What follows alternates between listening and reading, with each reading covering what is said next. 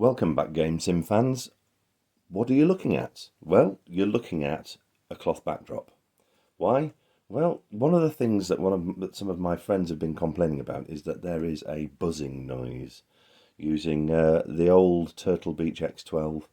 The microphone sounds like an intermittent bunch of angry bees. So I thought I'd try an unboxing video. Since everyone else does them, why not? So here we go. What are we unboxing today? We're unboxing this. A new Alienware 510H 7.1 surround sound headset. I've bought this headset because I'm also getting an Aurora R10, which is on order at the moment. I won't be able to show this being plugged in because it does say that some of the advanced features like the 7.1 surround sound needs to have the Alienware Command Center or whatever it is, the software that runs the lighting effects and the other bits and pieces along with the PC. You only get the 7.1 surround sound with the USB connection. You don't get it with the normal 3.5mm connection. It would presumably just revert to normal stereo. But they're a reasonable spec. If you look at the side, all I've done today is taken off the plastic wrapper that came around this carton. I've not actually opened this at all yet. That's the whole point, isn't it, of an unboxing video? So here we go, 510H. Some graphics to show the headphone sections being split apart. So all the component bits and pieces, a few screws, a backdrop there, there's some shroud. One of the things which is noticeable on this is the style and the design is actually looking quite a lot like Alienware stuff. I've got a lot of the Dark Side of the Moon option wasn't available. This is the Lunar Light version, which actually happens to match the PC that I'm getting as well. So on the other side, you can see some of the features there. You've got 7.1 surround sound. You've got the 20 Hertz to 40 kilohertz. That's really high. You won't actually hear 40 kilohertz. Not even a teenager will hear that. The 40 kilohertz, it just means there's extra, I presume, extra harmonics that is going to come into some of the gameplay. 20 Hertz is pretty low. I've seen lower, but not too much. It's got a USB connection, a 3.5mm connection, and this, quite critically, a 50mm main driver. This is, I assume, going to give you the 7.1 surround, the depth of surround sound that this is capable of giving. So there's some examples of what you might find in the box. There's a composite microphone and headphone 3.5mm connector, such as you might find on a phone or a tablet. Not normally what you would find on a PC. Normally they are separate headphones and microphone sockets. There's the USB. This is a little volume control, the dongle, as it were, halfway down the cable. And some of the features, as you can see here, the Alienware badge. This is going to be quite interesting because apparently the microphone is retractable, so when you want to use it, you just pull that out. Okay, so information there, too small to read. There is the box. It looks very good. I don't know if you can see some of the things in the lighting there. You can see some nice details as the light flashes across the surface. In this area there, see just under my thumb. And then you can see the Alienware silver. Let's open this box up. So,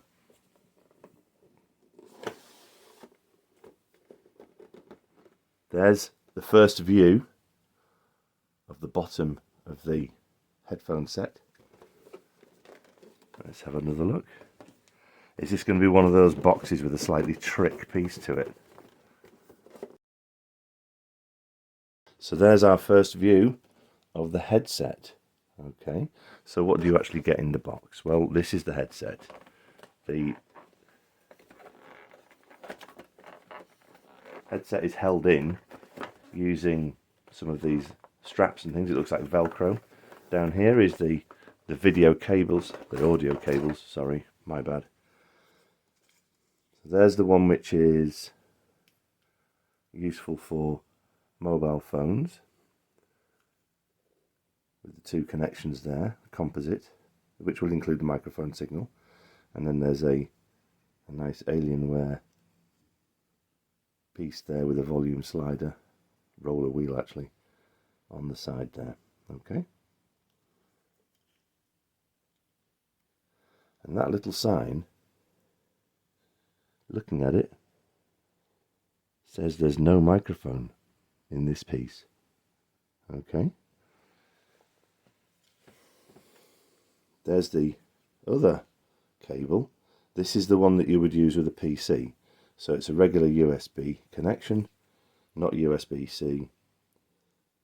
And it goes to, again, a normal composite connection. This would plug into the side of the headphones.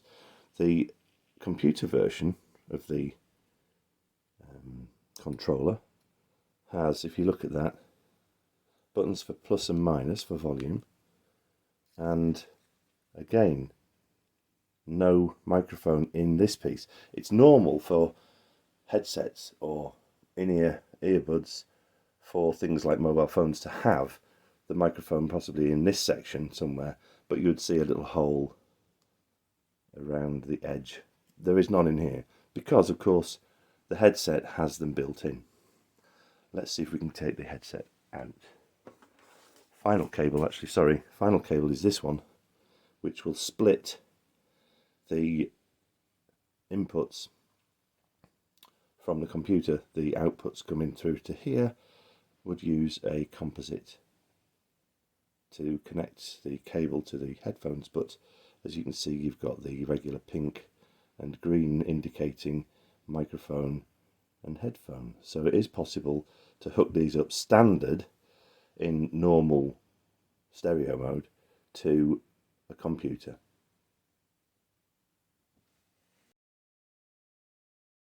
So what I'll do now is I'll get into the headphones themselves. Let's see how these are packaged. As you can see, there's a couple of straps, one there and one there holding it in, and we'll lift the packaging out to see if we can get access to that. You can see it was actually fixed down to the box, but we need to get into this to try and undo the Velcro strapping.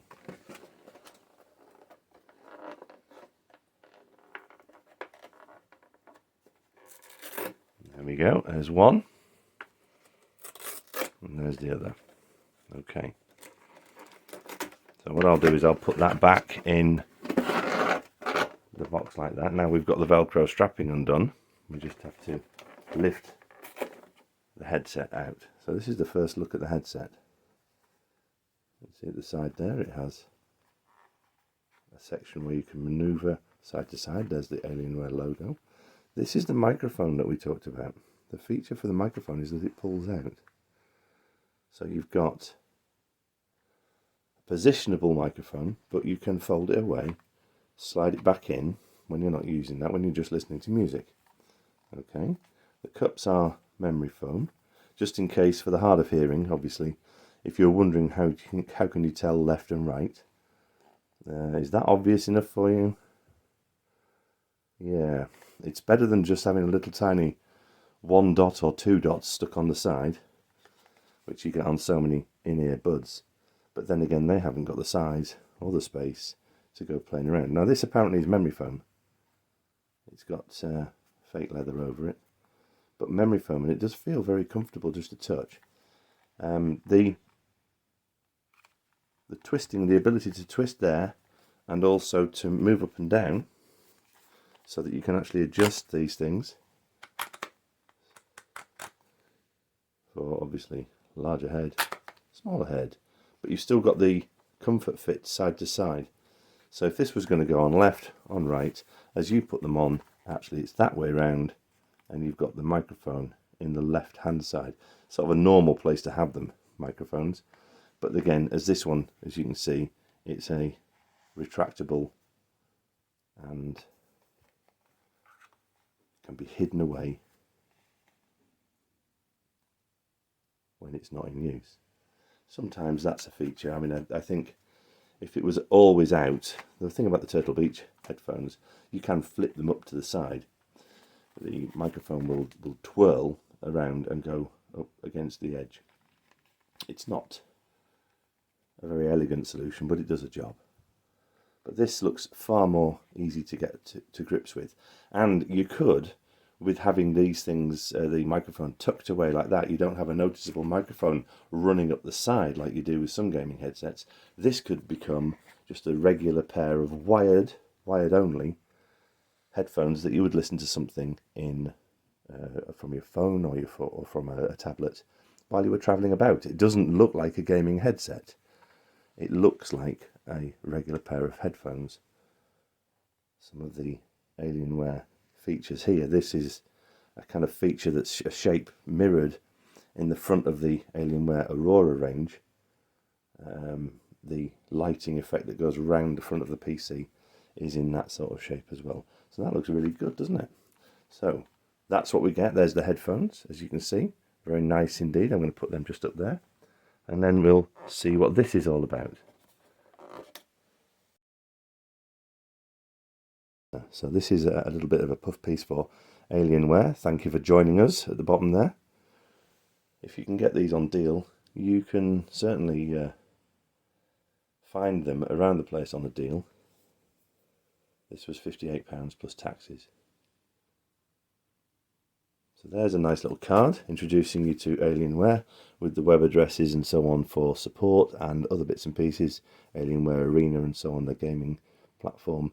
And again, Twitch TV and so on down the side there, which is obviously where most people will go for live streaming and so on, Twitch TV. So there's an Alienware card.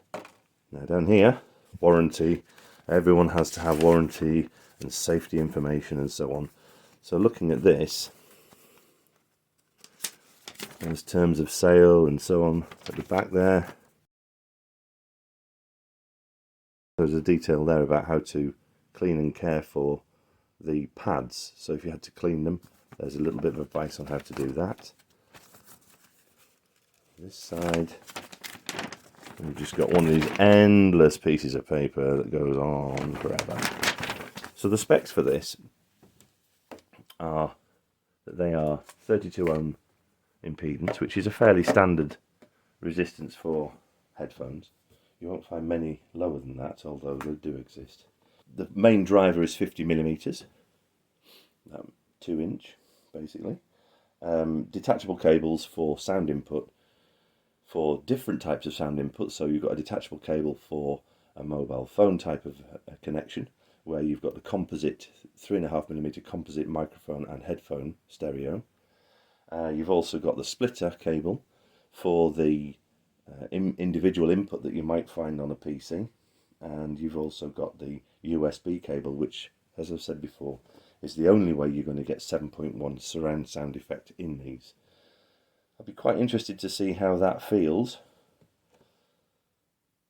and hear the difference, but as I said, I can't just do it yet because the PC is not yet here. I could try it in a standard PC, but I'm not sure how well the Alienware Command Center would actually work with those alternative PCs. I know the computer I've got arriving soon should have all of that stuff installed to control the lighting effects and so on, as well as this. So, what do you want to know? It's got a DAC, a DAC in there, in the detachable USB cable. It's got a 3.5mm cable. The bigger dongle there has got the DAC in it. The frequency response 20 Hz to 40 kilohertz, as we said. The sound performance level SPL is 107 decibels, 107 decibels. That's quite loud. You're talking about